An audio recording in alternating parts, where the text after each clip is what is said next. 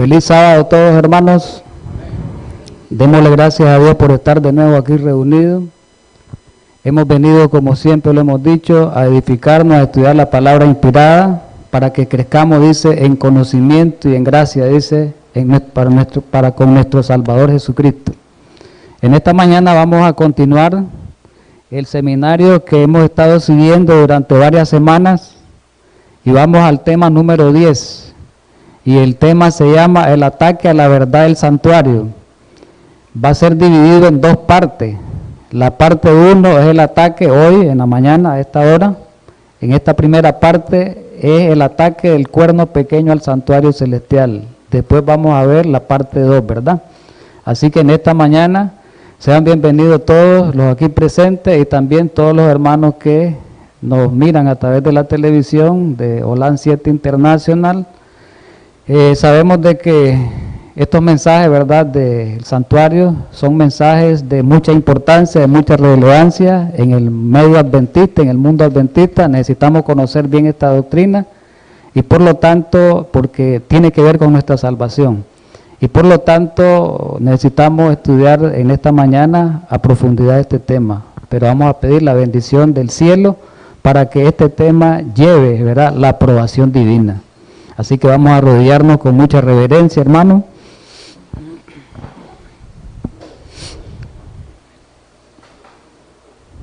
Querido amante Padre Celestial, gracias por invocar la presencia tuya en este día especial, día de reposo, el cual tú estableciste desde el principio para beneficio del hombre, dice tu palabra, para beneficio de la humanidad, para beneficio de cada uno de nosotros. Tú quieres que entremos en ese reposo espiritual verdadero que es en Cristo Jesús. Ayúdanos en esta mañana a disfrutar de tu palabra, a que tu palabra sea un verdadero refrigerio en nuestra mente, en nuestro corazón, y pueda aliviar la conciencia, Señor.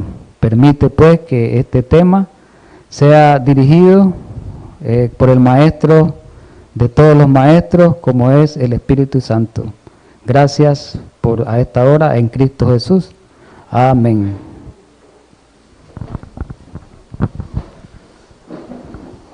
Muy bien, pues, hermanos, vamos a comenzar el estudio, ¿verdad? Con una introducción muy interesante, ¿verdad?, para arrancar en esta mañana. La introducción dice lo siguiente: Satanás en el cielo se rebeló contra el gobierno de Dios. Eso lo sabemos. Se rebeló contra su santa ley de Dios, acusando a Dios ante el universo. Sabemos nosotros eso, lo hemos estudiado, y eso provocó, ¿verdad?, en el universo, en los seres creados, creó dudas acerca del carácter de Dios y acerca de su justicia. Siempre ha sido el propósito de Satanás, después de ahí, después de lo que hizo en el cielo, aquí en la tierra también, tener un santuario donde pudiera ser adorado como si fuese Dios mismo. Por eso, con su rebelión pretendía establecer su propio trono allá en los cielos, en el Monte Santo, pero sabemos que su plan fue frustrado, ¿verdad? Y sabemos pues de que en el libro de Isaías habla, ¿verdad?, acerca de ese intento que tuvo Satanás de establecer ese trono allá en los cielos para ser adorado como un Dios. Dice el capítulo 14 de Isaías, habla en el verso 13 y 14, dice: subiré al cielo, pretensión de Satanás, dice, en lo alto junto a las estrellas de Dios, levantaré mi trono, y en el monte del testimonio me sentaré a los lados del norte, sobre las alturas de las nubes subiré y seré semejante al Altísimo. Miremos qué clase de pretensión de Satanás, ¿verdad?, desde el principio. Ahora la pregunta es, ¿será que el fracaso de Satanás allá en los cielos, con ese fracaso que tuvo, será que ahí quedó Satanás cuando su plan fue frustrado? Y la Biblia dice, vamos a mostrar el versículo, que fue echado del cielo. ¿Será que Satanás se quedó tranquilo con los brazos cruzados? Ya, bueno, ya no pude hacer nada, pues ¿qué voy a hacer? No. Satanás siguió su plan No pudo establecerlo allá en el cielo, pues lo voy a establecer ahí en la tierra, mi trono, dice, para que me adoren a mí, las criaturas, el hombre me adore a mí en vez de adorar al Creador. Vamos con el pasaje en Ezequiel 28. Ya sabemos que el capítulo 28 de Ezequiel habla específicamente de ese ángel rebelde, el querubín rebelde, ¿verdad?, que pecó allá en los cielos y por eso fue echado del cielo. Versículo 16. A causa de la multitud de tus contrataciones fuiste lleno de iniquidad y pecaste. Por esa razón, pues, porque pecó, dice, por lo que yo te eché del monte santo y te arrojé de entre las piedras al fuego, oh querubín rebelde. El libro de Apocalipsis, capítulo 12, habla de eso también, ¿verdad? De que dice que Satanás se trajo la tercera parte de las estrellas del cielo, o sea, de los ángeles del cielo a esta tierra. Es decir, que Satanás en su rebelión no fue solo, ¿verdad? Satanás se trajo una gran parte de ángeles con él. Y esa es siempre la característica de aquellas personas, ¿verdad? Lo vamos a ver más adelante en los estudios. Cuando una persona se rebela contra Dios, a través de una herejía, arrastra a mucha gente, dice la palabra de Dios. Igual que el diablo, ¿verdad? Bien, vamos aquí a la tierra. Trasladémonos a la tierra, trasladémonos a los días de Moisés, a los días de Israel. Dios le dijo a Moisés, como hemos estudiado, que hiciera un santuario. ¿Y para qué lo quería? ¿Para qué quería Dios ese santuario? Para habitar ahí, en medio de su pueblo. Entonces quiere decir que en ese santuario terrenal iba a estar la presencia de Dios. Eso ya lo hemos estudiado, ¿verdad? Y ahí estaba la presencia de Dios, en el propiciatorio, en el lugar santísimo, en la Shekinah. Ahí estaba la Shekinah, la presencia de Dios, ahí estaba. Entonces, Satanás, como siempre, se decidió a atacar el santuario desde el principio, desde cuando lo establecieron el santuario, de cuando su inauguración. Satanás, como quien dice, metió sus manos. Y conocemos la historia de los dos hijos de Aarón. Ese fue un ataque al santuario, hermano. Al santuario nuevo que estaba siendo establecido, recién inaugurado. Un ataque. Y fue algo muy duro. Y dicen, ya conocemos la experiencia de estos dos hijos de Aarón, ¿verdad? Que ellos encendieron fuego profano. Y ese fuego era profano, ¿por qué? Porque ellos lo encendieron por ellos mismos. Ellos no tenían que encender fuego, ¿verdad? La orden de Dios es que Él iba a encender el fuego. Y ellos tenían, ya sabemos la historia, nublada la mente porque habían ingerido vino. El comentario bíblico habla un poquito acerca de eso. Dice que cuando les tocó oficiar a estos dos jóvenes, porque eran jóvenes todavía, maduros, hicieron lo que Dios nunca les mandó. Y lo que estaba explicando, el fuego no había sido tomado al altar de holocausto. Fuego que Dios mismo había encendido y que era por lo tanto sagrado. Eso está registrado en Levítico capítulo, bueno, ahí aparece el capítulo. Para quemar incienso, dice, se valieron de fuego común en lugar de fuego sagrado. De esa manera ellos profanaron el santuario. Satanás atacó el santuario. No lo hizo en el cielo, no pudo, aquí en la tierra ya comenzó. Cuando Dios estableció el santuario en el antiguo Israel. Vamos a ver con los santuarios terrenales.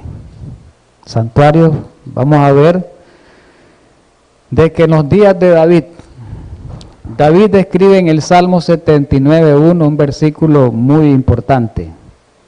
Oh Dios, vinieron las naciones a tu heredad, han profanado tu santo templo, redujeron a Jerusalén a escombro. El profeta, el salmista o el rey David, mucho antes de que ocurriera la destrucción del primer templo, que fue en el año 586 por los babilonios, mucho antes, unos 4 siglos y más antes, Dios le reveló. Y David profetizó. Esta es una profecía de David, 400 y pico años antes de que ocurriera lo que ocurrió con el templo en los días de Nabucodonosor. Dice que redujeron a ceniza, escombros, y eso ocurrió literalmente. Eso ocurrió por los babilonios. Destruyeron la ciudad, dice la Biblia, más adelante lo vamos a leer, destruyeron el templo, lo arrasaron, ¿verdad? Y se cumplió la profecía del salmista. Pero no solo el salmista profetizó acerca de la destrucción de ese templo, el profeta Isaías, un poco de tiempo más después. Tal vez quizás Isaías unos 100 años, posiblemente antes de la destrucción del templo, posiblemente por ahí pues casi un siglo, hizo profecía, que aparecen en los capítulos 63 y 64. Miremos en el 63 el verso 11, miren hermano, esta es palabra de Dios, cómo estaba profetizada antes de que ocurriera el hecho. Dice: por poco tiempo lo poseyó tu santo pueblo, nuestros enemigos han hollado tu santuario. En los días de Isaías no había ocurrido eso. Y sí, en el capítulo 64, el verso 11 dice: la casa de nuestro santuario y de nuestra gloria, en la cual te alabaron nuestros padres. Oiga lo que está hablando Isaías, nuestros padres, las generaciones antes de Isaías. ¿Qué pasó? Dice, fue consumida al fuego, y así fue. Y todas nuestras cosas preciosas han sido destruidas. Eso ocurrió. Miremos el cumplimiento. Ahí está el cumplimiento, está en el libro de Jeremías y en Crónica. Aparece el cumplimiento de esa profecía. Miremos en Isaías 52. Versículo 13 nada más, y quemó, hablando de Nabucodonosor, si estudiamos los versículos anteriores, dice que quemó la casa de Jehová. ¿Cuál es la casa de Jehová? ¿No es el templo, el santuario? La casa del rey la quemó y todas las casas de Jerusalén, y destruyó con fuego todo edificio grande. Ocurrió literalmente. Satanás logró su objetivo. Destruyó el santuario, porque ahí se adoraba a Dios. A causa de las rebeliones de su pueblo, Dios permitió eso. ¿Y qué pasó luego después? Fueron al cautiverio. ¿En el cautiverio tenían santuario? No. 70 años tuvieron sin santuario. ¿Sabían cómo adoraban los israelitas en el cautiverio? Hasta después se hicieron, ahí es cuando iniciaron la famosa sinagoga que les permitieron que hicieran, que ya no eran como el templo. Dicen que cuando oraba, dice la Biblia, el consejo inspirado, cuando oraban, cada israelita, aparece también Daniel orando de esa manera, se colocaban frente en la posición geográfica de frente con la cara a Israel, como queriendo decir, allá estaba el templo. Así adoraban los israelitas, así quedaron, ¿verdad? Por menospreciar los mandatos de Dios, la palabra inspirada de Dios. En Segunda de Crónica aparece también lo mismo que en Jeremías, ¿verdad? Dice que fue quemado el santuario, fue quemado la casa de Dios, ¿verdad? Rompieron los muros, consumieron a fuego todos los palacios, destruyeron todos los objetos deseables. Bien, continuemos, sí. Salen del cautiverio. Salen del cautiverio y Dios les promete que van a volver a construir un santuario y van a reconstruir la ciudad, y hay decretos, y eso ya lo hemos estudiado, ¿verdad? Hay 3 decretos. Se lograron 3 decretos para hacer eso. Pero con el primer decreto, el decreto de Ciro y de Darío, comenzaron a reconstruir, ¿verdad?, el santuario, la ciudad y el templo. Pero el profeta Daniel, escribiendo en el año 539 antes de Cristo, exactamente en esa fecha, había profetizado la destrucción ahora del segundo templo. Se construye un nuevo santuario por Zorobabel. Después ese santuario en los días de Jesús se hace más amplio, más grande y más hermoso, y lo construye el rey Herodes. Se le llamó el templo de Herodes, un templo majestuoso que dicen que dilató aproximadamente más de 40 años su su reconstrucción. Pero en el año 539 se profetizó que ese templo también, al igual que en los días de Nabucodonosor, iba a ser destruido. Miren cómo es el ataque de Satanás. Ya sabían ustedes cuál es el problema que creaba Satanás, no solamente destruir las 4 paredes. Satanás lo que pretendía destruir el sistema de adoración que se realizaba ahí en ese templo, ¿verdad? El sistema de adoración, la adoración. Y miremos que, de nuevo, vuelve otra profecía. Y la profecía de las 70 semanas habla de la destrucción de ese templo en el versículo 26. Dice que iba a ser destruido por un príncipe que había de venir. Iba a destruir la ciudad y el santuario, y su fin será con inundación, y hasta el fin de la guerra durarán las devastaciones. Pero hay algo más.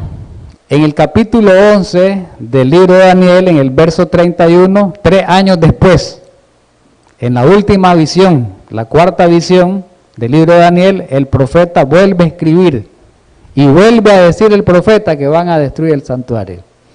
3 años después, de nuevo, ¿verdad? Vuelve a decir el profeta, va a ser destruido el santuario en la última profecía. Pero eso no quedó ahí nomás. ¿Saben quién predijo también la destrucción del santuario? Jesús. Jesús, en el último sermón, en los últimos días de su vida, Jesús dijo que el santuario iba a ser destruido también. Ese santuario iba a ser por los romanos. Dice que cuando salieron, ¿verdad?, del templo, que fue la última vez que Jesús fue al templo ese día, está registrado en Mateo capítulo 23, fue el último día que Jesús estuvo en el templo, fue un día martes, por la mañana, y en la tarde ocurrió este sermón, ¿verdad?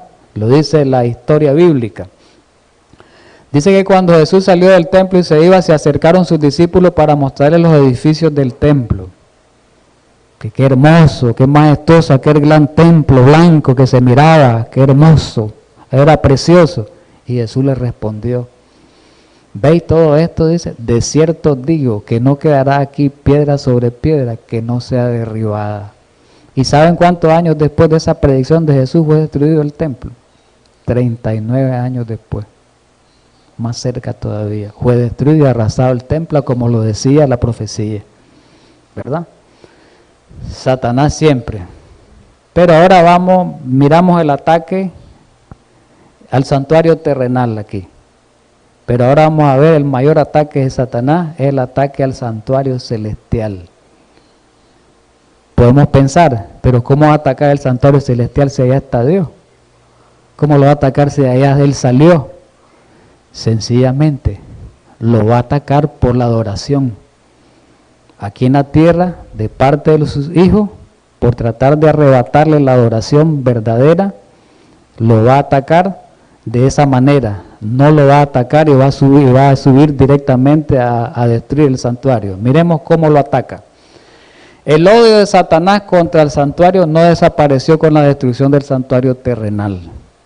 Daniel capítulo 8 describe el momento en que los ataques del enemigo tendrían como blanco el santuario celestial. Daniel 8:11, ahí está la clave. Ahí está el ataque al santuario celestial de parte de un poder que se nombra simbólicamente el cuerno pequeño, y sabemos identificar al cuerno pequeño, que es el papado, el sistema católico romano. Y la pregunta es, ¿cómo atacó el santuario este sistema? Lo vamos a ir viendo. Dice que este cuerno se engrandeció contra el príncipe de los ejércitos. ¿Quién es el príncipe de los ejércitos? Jesús. Y por este cuerno fue quitado el continuo. Ahí aparece una palabra marcada en negro, sacrificio. En la Biblia esa palabra no tiene que aparecer. No está en el original. Cuando hicieron las traducciones, ahí la incluyeron. Esta palabra no debe de existir en la Biblia. Esa palabra sacrificio fue una invención humana. En el original no existe, y la profeta también dice que en el primero escrito dice que esa palabra no está en la Biblia. Solo está en las traducciones, pues, modernas. Dice que por él fue quitado el continuo y el lugar de su santuario fue echado por tierra. Eso es importante, el lugar de su santuario echado por tierra. Versículo 12. Y a causa de la prevaricación les fue entregado el ejército junto con el continuo, y echó por tierra la verdad e hizo cuanto quiso y prosperó. Haciendo un estudio más dedicado, ¿verdad?, más profundo, encontramos que ahí en la palabra ejército significa el pueblo de Dios. Significa que el cuerno pequeño, dice, atacó al pueblo de Dios. Lo atacó, lo persiguió, ¿verdad? Más adelante en el capítulo 8, 11 sale la explicación. El capítulo 8, estos versículos 11 y 12 sale la explicación en los capítulos finales del capítulo 8. Y dice que ese cuerno pequeño es importante, quitó el continuo. Y al quitar el continuo echó por tierra el santuario. Este versículo merece una mejor traducción. Y la mejor traducción del versículo 11 es esa que está ahí abajo. Esa es la mejor traducción. ¿Y cómo dice esa mejor traducción? Y el cuerno es del versículo 11. Este versículo, la mejor traducción es este. O sea, de una manera más entendible. ¿Qué es lo que quiso decir el ángel a Daniel? Y el cuerno se hizo grande, el cuerno pequeño, incluso ante el príncipe del ejército, Jesús, de su pueblo. Es decir, oiga bien, quitó el servicio continuo y el fundamento de su santuario fue derribado. Está mejor la traducción ahí, más entendible, ¿verdad? Está más entendible la traducción. ¿Cómo fue que el papado quiso el continuo y echó por tierra el lugar del santuario de Dios? Dice que el santuario celestial tiene que ver mucho con el plan de salvación, ¿sí o no? Hasta donde hemos estudiado, ¿verdad? Decíamos ahí en el ministerio intercesor que Jesús está intercediendo por su pueblo. Jesús perdona los pecados de su pueblo. Jesús cubre los pecados con su sangre. Todo eso Jesús lo estuvo realizando en el ministerio de intercesión del lugar santo. Todo esto y mucho más es una parte de su ministerio mediador en el santuario celestial. Por lo tanto, esto es importante, cuando Daniel sugiere que el santuario, que Satanás echó por tierra el lugar de su santuario, ¿qué es lo que está diciendo Daniel? Lo que en realidad quiere decir es que está atacando el plan de salvación. De esa manera es el ataque al santuario, el ataque del plan de salvación, ¿verdad? Miremoslo cómo es eso. ¿Cómo es ese ataque? Bueno, colocó la intercesión humana en manos de los sacerdotes. Ocupa el lugar de Jesús un sacerdote. Ese es un ataque al santuario. Ese es un ataque a la verdad, ¿verdad? Esa es una profanación del santuario. Esa es una blasfemia, ocupar el lugar de Dios. ¿Es así o no es así? ¿Qué más? ¿Y cómo colocó esa intercesión humana? Bueno, que los hombres, los sacerdotes, perdonan pecados. ¿Qué más? Establecieron la misa. ¿Y saben ustedes que con la misa qué es lo que hace el cuerno pequeño? Con la Eucaristía.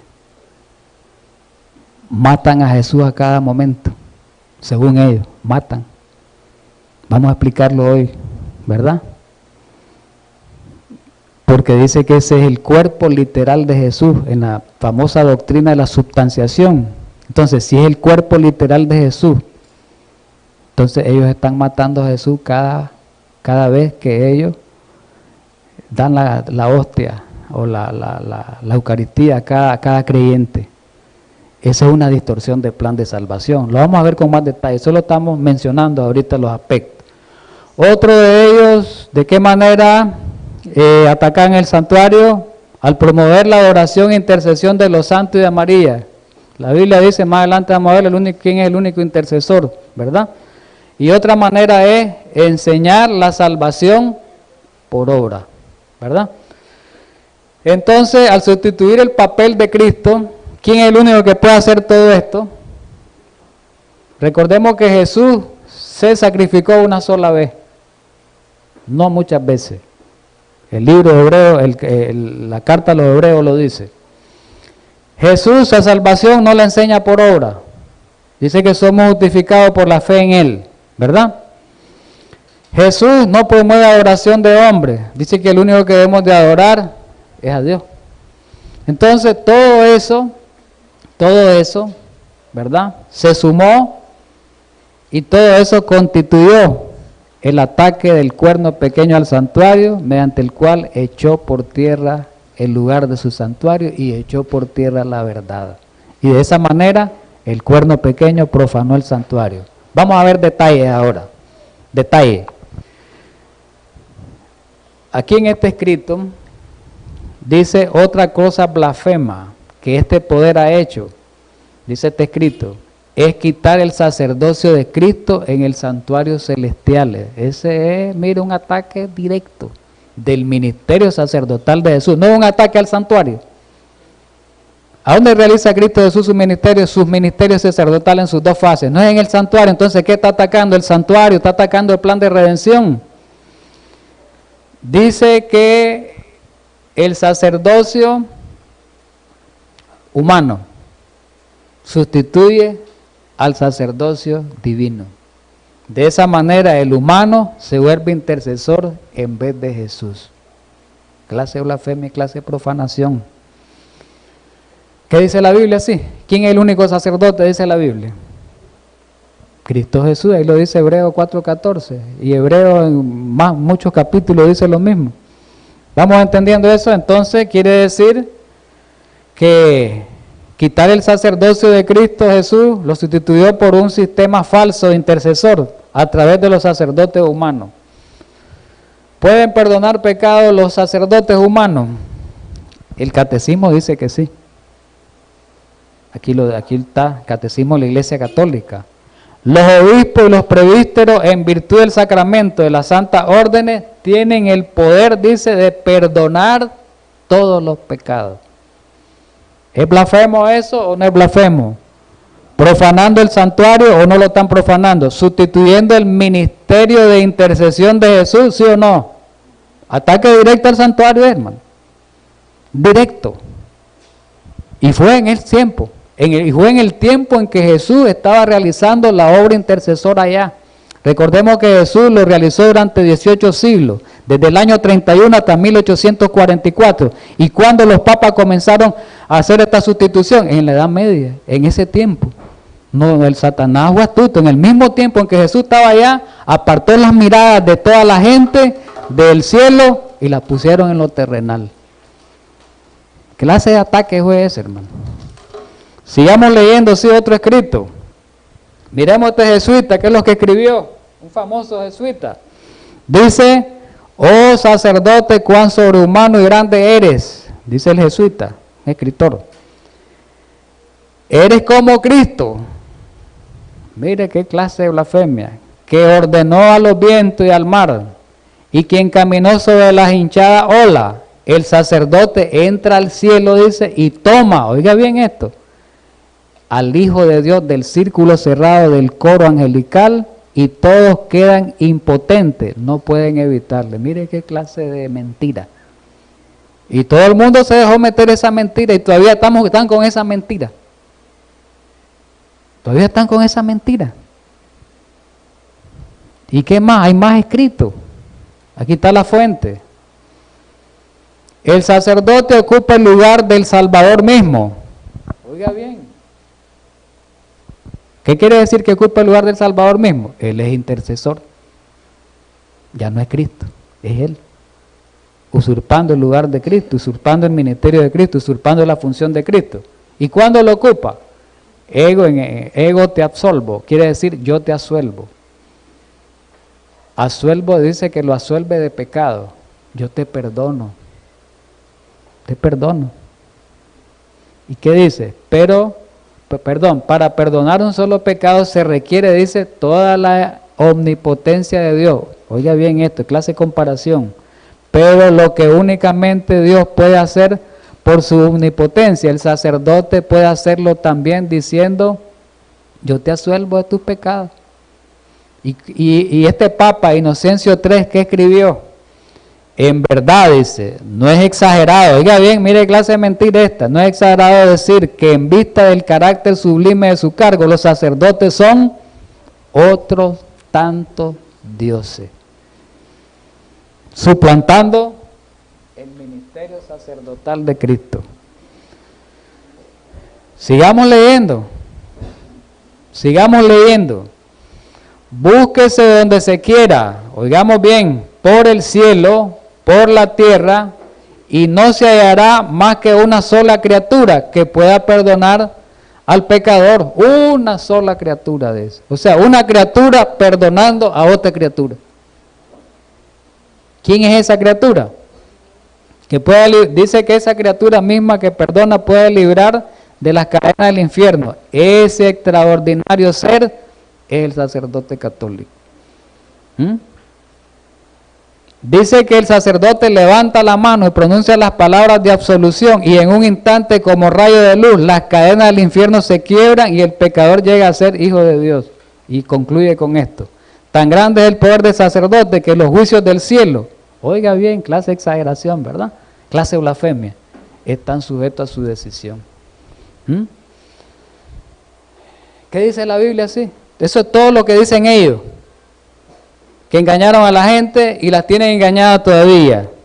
Engañaron a la gente en la Edad Media, en la Edad del oscurantismo, y la tienen engañada todavía mucha gente. Pero ¿qué dice la palabra de Dios? Marco 2, del 5 al 7, dice claramente que el único que puede perdonar pecado es Cristo Jesús. No hay otro. No hay. Claramente lo dice, porque los mismos fariseos se asombraron y se asustaron y se pusieron celosos. ¿Cómo va a ser posible que un hombre perdone pecado? Que era Jesús un hombre, el único que puede perdonar pecado. Y ahí tenían la razón ellos, en parte. El único que puede perdonar pecado es Dios. Pero como ellos no aceptaban a Cristo como Dios, entonces dice, ¿cómo va a ser este carpinterito, dice este carpintero, perdonar pecado?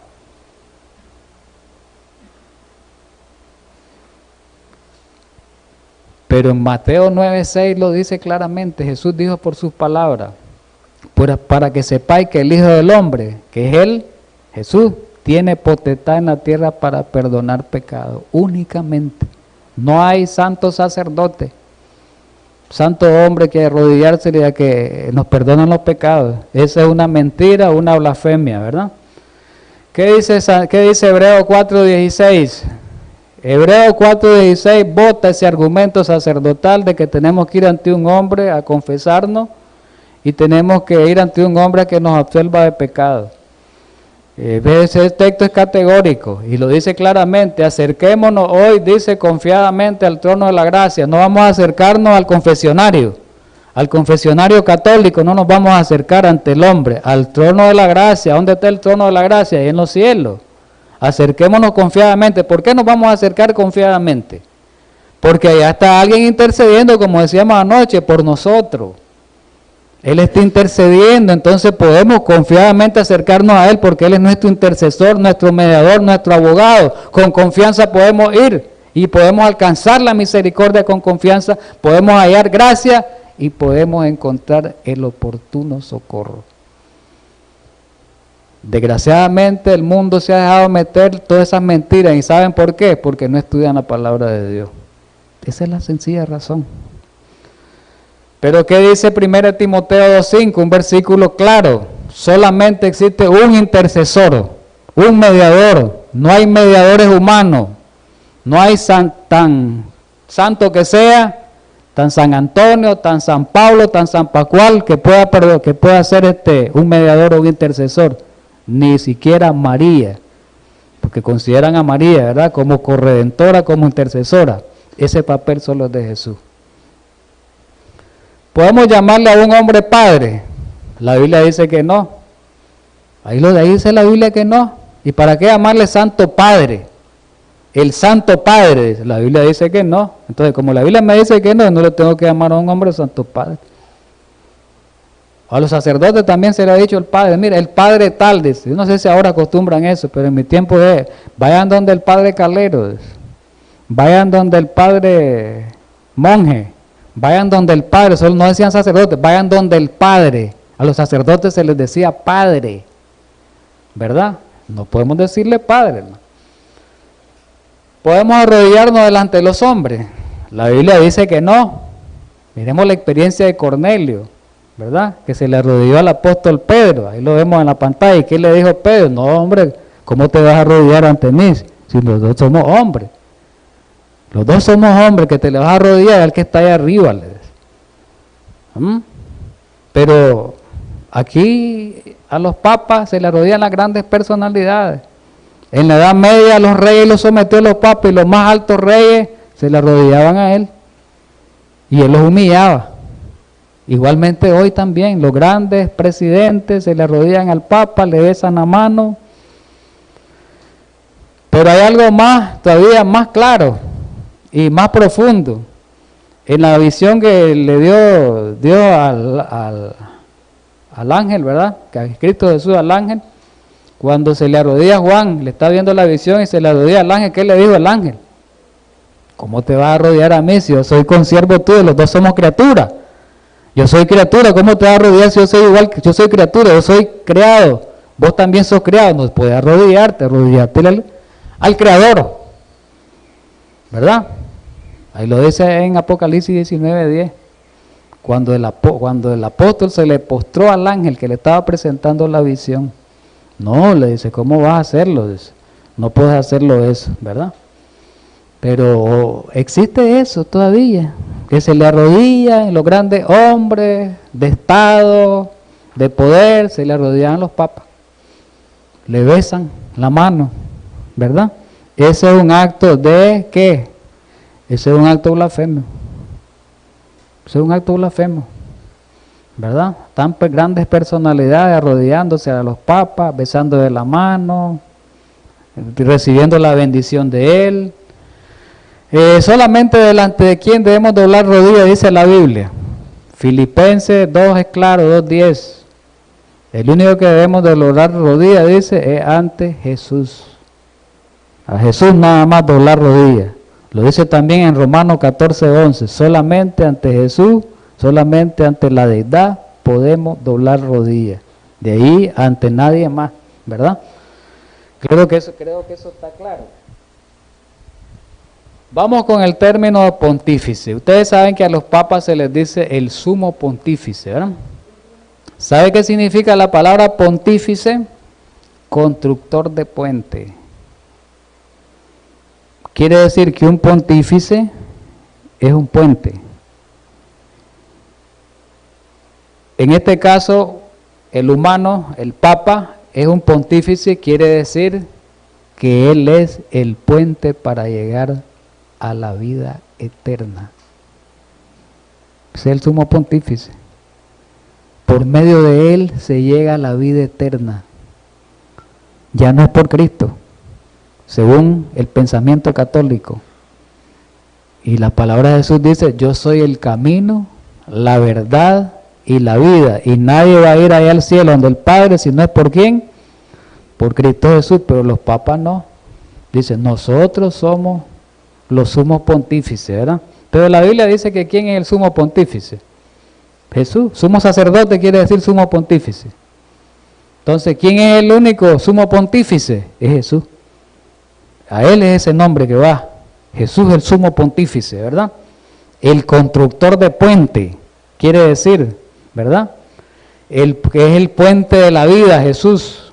El puente de la vida, donde nosotros los pecadores podemos transitar para ese puente, arrepintiéndonos y alcanzar la salvación.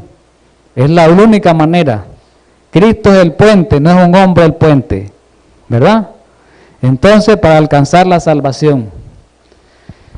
En el capítulo 13 de Apocalipsis, en el verso 6, habla de lo mismo que hemos estado hablando. Allá se lo presentó al profeta Daniel, pero también se lo presentó a Juan en el Apocalipsis. ¿Y qué dijo de ese poder blasfemo? Aquí lo dice. De ese poder blasfemo que es el cuerno pequeño. Y abrió su boca en blasfemia contra Dios, para blasfemar de su nombre. Oiga bien, de su tabernáculo y de los que moran en el cielo. Es importante este versículo, blasfemar. de su nombre y de su santuario, quiere decir que el papado blasfemó el tabernáculo, porque se puso en lugar de Dios, ocupa las atribuciones de Cristo, se puso en lugar de Cristo, por eso dice que blasfemó el nombre de Dios y el nombre de su santuario. Comentario bíblico en el tomo 7 nos ayuda a entender este pasaje. Este poder, que es el cuerno pequeño, pretende establecer su templo en la tierra, ya lo vimos, toda la Edad Media ya lo pretendió establecer eso, desviando así la atención del pueblo, el verdadero santuario en el cielo, el verdadero tabernáculo donde Jesús ministra como sumo sacerdote. Procura echar por tierra, dice, la obra de este santuario. El ministerio celestial del sacrificio de Cristo no se tiene en cuenta, ellos no lo toman en cuenta, y en su lugar se pone el sacrificio de la misa. La misa sustituye el sacrificio de Cristo. Oiga bien, la misa es algo blasfemo, hermano. El culto católico es una blasfemia grande contra el sacrificio de Cristo. Sustituyó a la Santa Cena, que es la única ceremonia instituida para representar el sacrificio de Cristo en esta tierra hasta estos momentos, no la misa, ¿verdad? Se lo reveló no solo a Juan, se lo reveló a Daniel primero, se lo reveló a Juan, pero también se lo reveló a Pablo. Le dijo Dios a Pablo que un sistema apóstata iba a venir antes que viniera Jesús, y que ese sistema apóstata iba a ocupar el lugar de Dios. Por eso lo menciona ahí como el hombre de pecado, el hijo de perdición, que se iba a sentar en el templo, en el lugar de Dios. ¿De qué manera se sienta en el templo, en el lugar de Dios? Ocupando el lugar de Dios. Perdona pecado, no ocupa el lugar de Dios. Se le arrodilla y no ocupa el lugar de Dios. Está ocupando el lugar de Dios. Entonces se está cumpliendo lo que habla aquí el misterio de iniquidad que les fue revelado a Pablo también. Son versículos muy, muy importantes. Pero ahora vamos con, además de perdonar pecado, hay otra cosa que es todavía más significativa en el campo de la blasfemia, y es lo de la misa. Para aquellos que íbamos a misa antes, consideramos la misa como algo sagrado, como algo celestial, como algo lindo, y eso no es algo sagrado, ni algo celestial, ni algo lindo. Es algo diabólico, hermano. Eso de la misa es algo diabólico. Y recordemos las palabras de Jesús que dice: no todo el que me dice Señor, Señor entrará en el reino de los cielos. Pero alguien puede decir: pero si en la misa se habla de Dios, hasta los demonios hablan de Dios. ¿Es así o no es así? Se habla de Dios, pero de una manera distorsionada, porque distorsionan el plan de Dios. Y miremos cómo en la misa sustituyó a la Santa Cena o a la Cena del Señor. La misa la sustituyó. ¿Y la Iglesia Católica qué es lo que pretende con la misa? Dice que con la misa, dice que ellos pretenden en que aquel sacrificio de Jesús hecho con sangre, ahora lo transforman en un sacrificio sin sangre. Lo transportan de allá para acá, dicen ellos, misteriosamente y milagrosamente. Entonces, el cuerpo de Cristo, cuando Él muere, su cuerpo de Cristo, perdón, ahora lo convierten en pan. Literalmente dicen ellos, lo vamos a ver los escritos. O sea, que cada persona que va a dar la Eucaristía, dice que ahí va el cuerpo de Cristo realmente.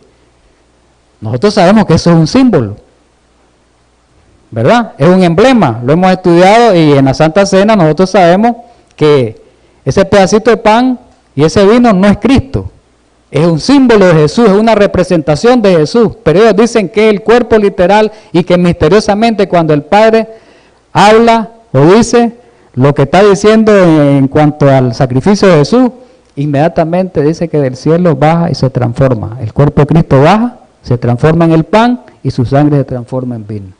De manera que la persona come literalmente, realmente el cuerpo.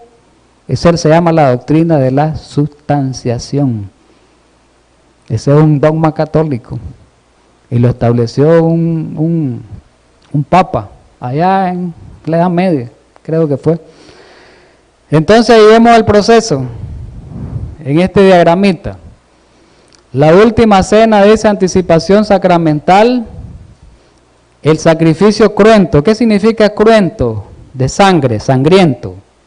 De Cristo Jesús se transforma en un sacrificio incruento, sin sangre, en el pan y en el vino, de una manera misteriosa, dicen ellos, no lo pueden explicar. Aquí lo vemos en este escrito. Dice que es la presencia real eucarística. Esta presencia, que es uno de los principales dogmas de la fe, se da mediante el milagro, oiga bien, de la transustanciación. ¿Qué es transustanciación? Aquí está definido. Convertir una sustancia en otra sustancia. ¿Cuál sustancia? El cuerpo de Cristo, convertirlo en otra sustancia. La sangre de Cristo, convertirla en otra sustancia. Eso por eso se llama transustanciación. ¿Qué quiere decir? Transformación de una sustancia en otra. Ese es un dogma. Eso se vive hoy. Eso que se cree hoy. Esa es una blasfemia. Esa es una profanación del santuario. Esa es una profanación del cuerpo de Jesús, del ministerio de Jesús. ¿Verdad? Es algo horroroso, es algo profano, pero no lo vemos así.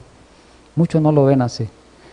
Dice que es la conversión de toda la sustancia del pan en la sustancia del cuerpo de Cristo y de toda la sustancia del vino en la sustancia de sangre.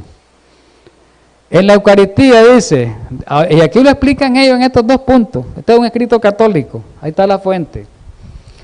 La Eucaristía no es un simple recuerdo de Jesús, dice, ni simboliza ni representa como nosotros lo hacemos. Cuando celebramos la Santa Cena, recordamos, ¿verdad?, aquello que ocurrió en el aposento alto y creemos que este pan y ese vino representa el cuerpo de Jesús, pero que no es el cuerpo de Jesús. Por fe creemos que lo representa, pero ellos dicen no es símbolo, dice, ahí no lo dicen, como si fuese un recuerdo, es el cuerpo y la sangre de Jesús. ¿Y qué más dicen? En la Eucaristía está verdaderamente presente Jesucristo, ahí está, en ese pancito, esa hostia que comíamos mucho antes, y lo que bebíamos el vino, lo que fuimos católicos, ahí está el cuerpo de Jesús. Así nos enseñaron a nosotros. Así le enseñan a la comunidad católica. En la Eucaristía está verdaderamente presente Jesucristo. Lo que nuestros ojos ven como pan y vino, en realidad es el cuerpo y la sangre de Cristo vivo, real y verdadero. ¿Qué les parece? Ese no es un ataque al santuario, directamente al ministerio sacerdotal de Jesús y a su ofrenda como sacrificio. Y siguen escribiendo aquí hay otro escrito. Miren este escrito católico. Pero nuestra admiración debe ser mucho mayor, dicen ellos, cuando encontramos que en obediencia a las palabras de los sacerdotes, oiga bien, el sacerdote, su palabra tiene un peso grande porque transforma el cuerpo. Mire clase de poder del sacerdote, transforma el cuerpo de Jesús en ese pan. La palabra del sacerdote. Miren lo que dice este escrito. Dice en obediencia a sus palabras, y está el escrito en latín, este es mi cuerpo. Recuerden que cuando estaban con la hostia dice, este es mi cuerpo, ahora que así lo dice. Dice que en ese momento Dios mismo desciende al altar Cristo. ¿Qué les parece? Dice San Lorenzo Justiniano, hablando de los sacerdotes, cae una palabra de sus labios cuando dice eso, y el cuerpo de Cristo está aquí, sustancialmente formado con la materia del pan. Y el Verbo encarnado descendió del cielo, se halla realmente presente sobre la mesa del altar. ¿Verdad que esto es? Miremos este otro escrito. Entonces, se lleva al altar, a veces en procesión, sacan el pan y el vino que serán ofrecidos por el sacerdote en nombre de Cristo en el sacrificio eucarístico, en el que se convertirá en su cuerpo y en su sangre. Ahí está la fuente. Así que, mis hermanos, ¿qué podemos decir de todo esto? el cuerno pequeño, el sistema católico romano, atacó el santuario, atacó el ministerio de Jesús, ¿verdad? Y todavía estamos en eso, hermano. Que es cierto que hay muchos que han salido de esa ignorancia, ¿verdad?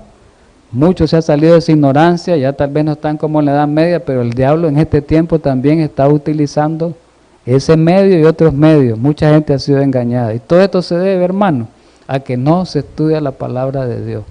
Por eso es que la multitud de las personas van a ser engañadas. Por eso lo dice claramente la palabra, que el que no estudia diligentemente la palabra de Dios va a ser engañado. Engañado. Así que tengamos un feliz sábado en esta primera parte y que Dios nos ayude a comprender todo esto y a tratar de ayudarle a otros hermanos que están en el error, que no entienden esto, pues a tratar de ayudarle. Ya sabemos que siempre con el mayor tacto, ¿verdad? Hay que llegarle a las personas, hay que tener tacto para llegarle, hermano, ¿verdad? Yo sé que la verdad la tenemos que presentar, pero tenemos que tener tacto para llegarle a una persona católica y decirle que ese sistema de oración está errado, ¿verdad? Y que Dios le va a ayudar a salir de ahí. Por eso el mensaje final, salid de ella, pueblo mío, dice. Salid, el último mensaje, salid de ella, pueblo mío. Dios está llamando a su pueblo que todavía está ahí en la iglesia católica y en otras iglesias. Ahí hay gente, hermanos, Dios lo llama. Porque hay gente sincera que ha sido engañada. Por eso nunca nosotros debemos dar un ataque directo hacia las personas. No podemos hacer eso. Podemos atacar su doctrina, pero tenemos que tener mucho tacto, no a la persona, no mirar a la persona inferior, que esa persona es mala, que esa persona aquí. No, hermano. Hay gente sincera en las otras iglesias y más sincera que nosotros. Y esa gente va a salir al llamado. Mucha gente sincera va a salir al último llamado. Así que tengamos mucho cuidado cuando demos el mensaje. Sepamos dar el mensaje con mucha tolerancia, ¿verdad? Pero con rigidez. Decir la verdad, pero con mucho tacto, ¿verdad? Así que tengamos un feliz sábado y Dios quiera que podamos emprender esa obra y ayudar a otros hermanos para que salgan de esa tiniebla a la luz espiritual. Así que vamos a terminar orando, pues.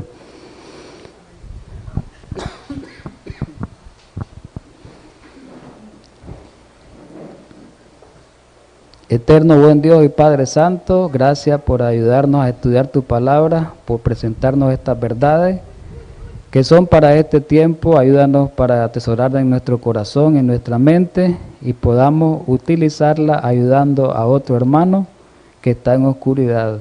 En Cristo Jesús te rogamos y te pedimos esto. Amén.